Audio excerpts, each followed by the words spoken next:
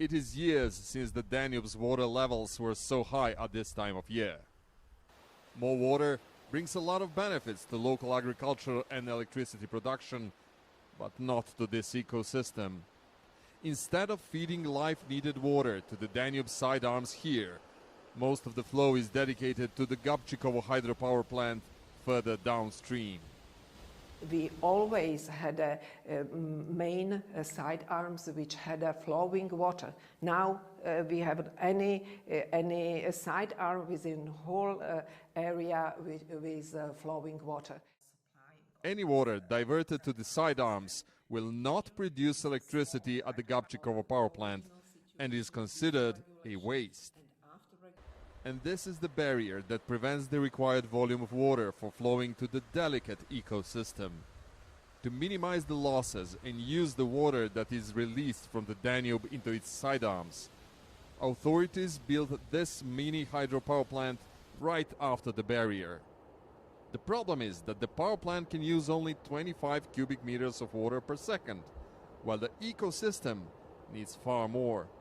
And to avoid wasting water, the authorities decided to limit the flow through the barrier to the mini hydropower plant's maximum water consumption.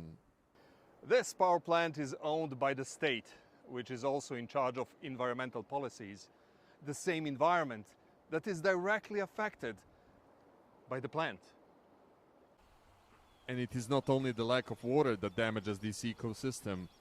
Drone footage shows a beautiful and lush forest close to the Dobrohost power plant.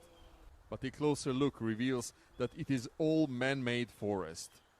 To plant these thousands of poplar trees, the original floodplain trees and plants had to be removed. Even the conservationists from the government agency point out at the devastating effects of human actions here. The entire ecosystem is degrading. The level of underground water is going down. In some places, forests are beginning to dry out. It is not only individual species that are threatened here, but the whole habitat of the floodplain forest is at risk, and the entire river ecosystem is degrading.